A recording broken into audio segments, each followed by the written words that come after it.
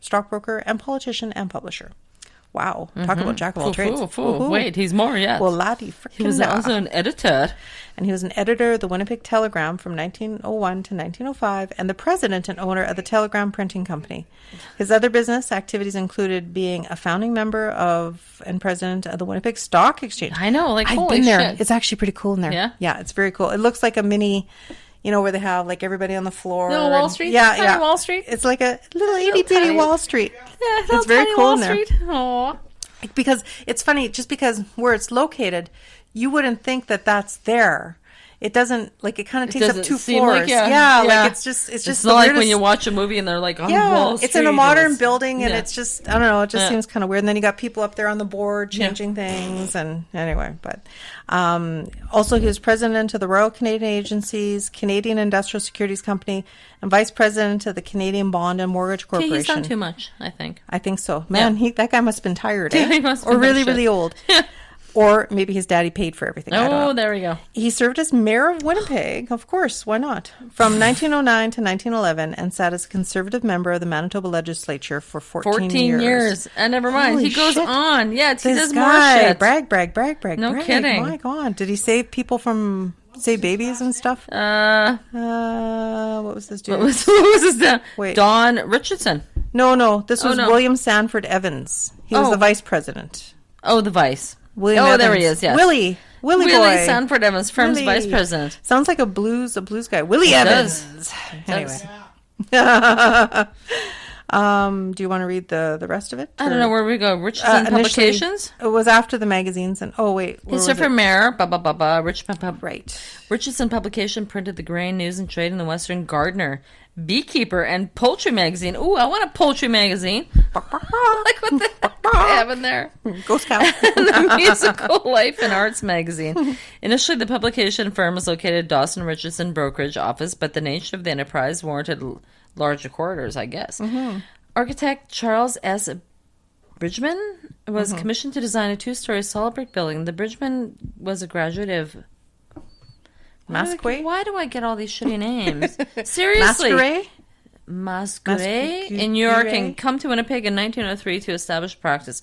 He designed a number of churches, apartment blocks, and residences in the city, including the courtyard buildings on River Avenue. Although the Dawson-Richardson building is 20 to 30 years younger than its neighbors, really, it respects the scale, design, and materials of the streetscape. See, now that's the part that I have a Yeah, I problem know. with. That's weird. 20 to 30 years younger than its neighbors. Like, why would that be? Was there something there and they Well, they that's what I blew mean. it down? There couldn't have been an empty hole there. Yeah. Like, the architect understood the relationship of the older structures and his design demonstrates respect and sensitivity. Remember I told you I left Facebook open? I thought I didn't. My child. She's a good little girl. Anyway. Built of dark brick, this building is 2 stories high over a raised basement. The symmetrical facade is regularly punctuated with windows articulated with light colored stone sills. A low, why do I get the shitty words? Crenellated parapet tops the structure. Really? Crenellated parapet? My God. The rain in Spain stays mainly on the plain. Features ornamental brickwork. The building's drink for me.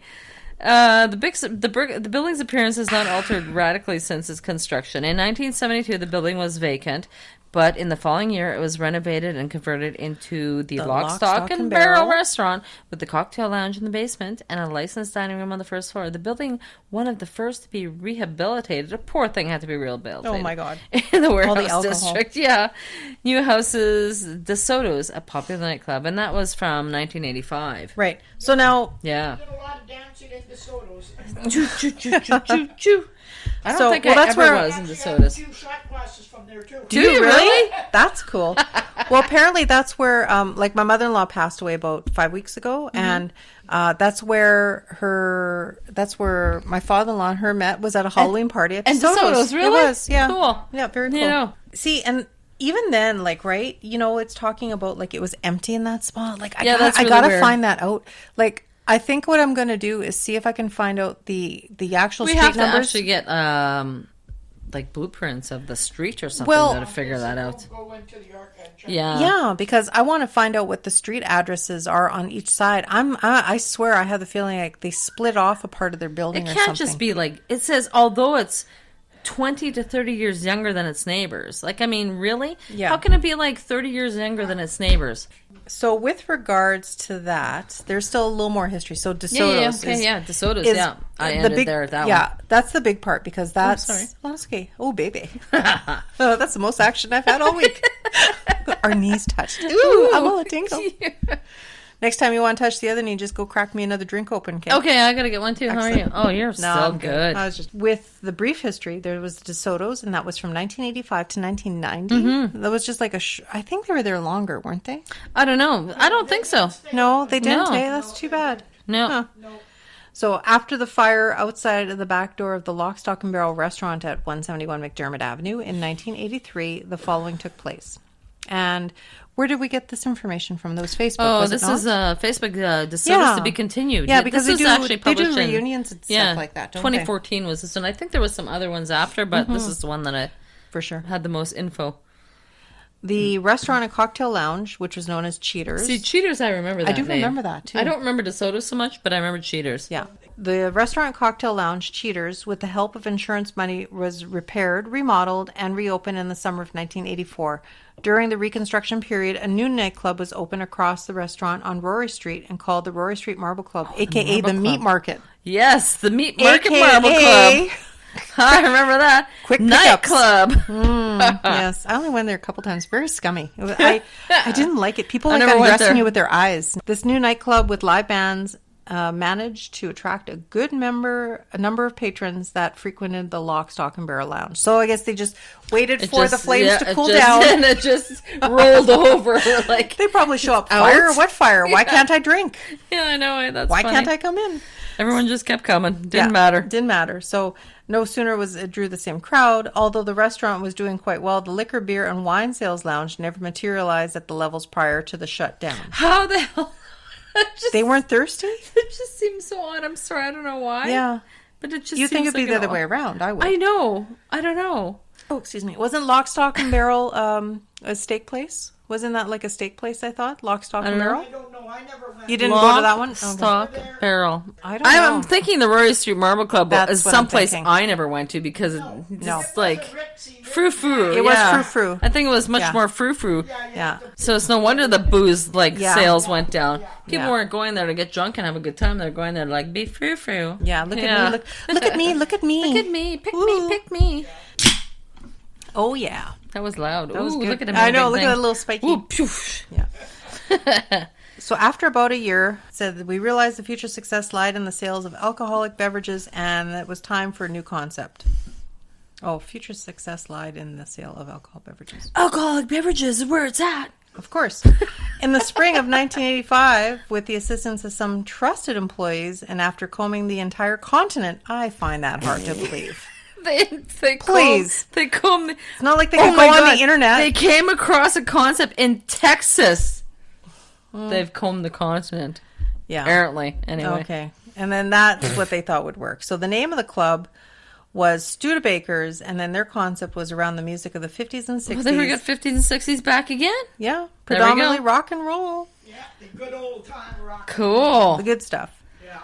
The serving staff, they dressed up as cheerleader outfits and cheerleading outfits, as well as serving the food of that area. Of the cheerleading area? Oh, yeah. The only problem was that in Texas, you did not need to have live entertainment, which was not in the case in Manitoba. And after many idea-storming sessions, someone came up with the idea of hiring a choreographer and dancers for the Contemporary Dance Studio and the Royal Winnipeg Ballet School. Okay, I'm sorry, the Royal Winnipeg Ballet as opposed to the other dancers I'm thinking of? Yeah. Yeah, it's just weird. I'm thinking solid gold dancers. I'm thinking slap a pole up on the wall. Oh. Candy on a pole?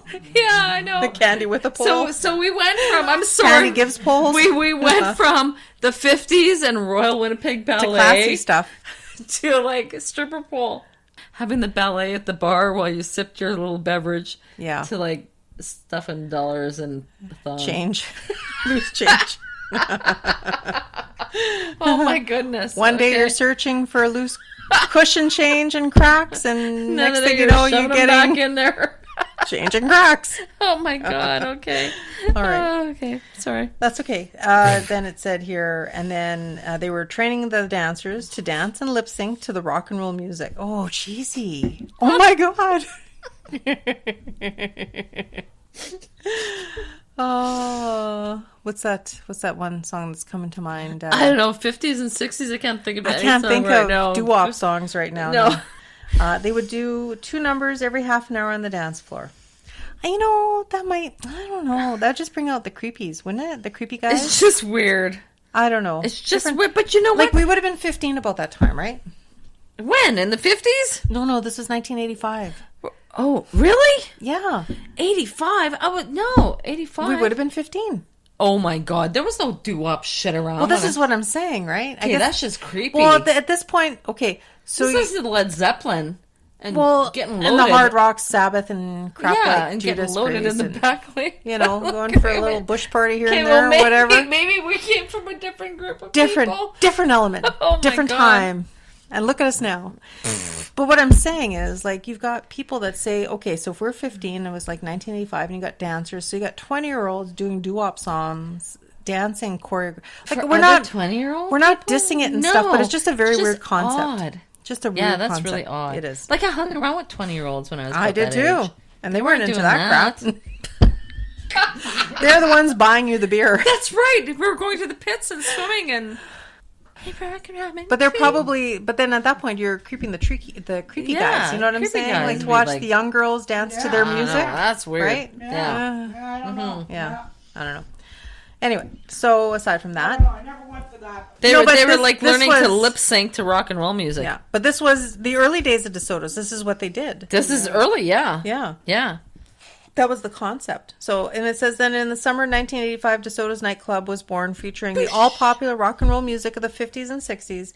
It appealed directly to the demographics we were attempting to reach, and they say the rest is history. The rest is history, yeah. And then in November of... The DeSoto dancers were all of age. Oh, for sure. Yeah. No. We don't disagree with that. It was just an odd combination of shit they were doing there, though. They were like, it was the ballet. No, they weren't ballet. They were damn good dancers. Well, they were probably trained as ballet dancers. I know, but it's just weird. It said dancers from the Royal Winnipeg Ballet. Yes. Mm-hmm. Lip syncing to rock and roll music. Yeah, no, we never. Isn't that just odd? Isn't that just an odd? I just never saw that. No, but it was just an odd. The dancers that they had were good dancers. Right. Yeah. Yeah. And they would have maybe 4 or 6 of them. They'd get up and do a little, few different. But I mean, like trained professional ballet dancers, let's just say. Remember that bitch? Couldn't stand her. She graduated. Lee was her name or something. She was like a dancer. I can't remember. Really? Yeah. She's like a real dancer or like a stripper dancer? No. She was like a ballet trained dancer. She's very snobby, very pretentious. Maybe she quit maybe she went to a different high school after I left. Pops a Google my yearbook anyway. So anyway, she was such a snob, right? Because she just thought she was so much better. But I mean, the whole point... To us now. No, just joking. Whatever. She's probably anorexic and, you know... Yeah, I know. 3 pounds. But I mean, these dancers, when you're classically trained in ballet, you're doing it from like the time you're 3 or 5 or 7. I know, and then all of a sudden you're going to be dancing at a nightclub. Yeah, I know. It's really Times are hard, I guess. I don't know. Unless you're a shitty ballet dancer. I don't know. And again, we're not dissing DeSoto's. We're just trying to wrap our heads around it. Yeah, exactly. Apparently, it came from Texas. Yeah, from Texas. I don't know. It was a fun place to go and dance. Oh, I'm sure. I just went night moves. But it was the old. It was like Club the Soda. 50s rock. Oh yeah, for sure. That'd be fun. Yeah.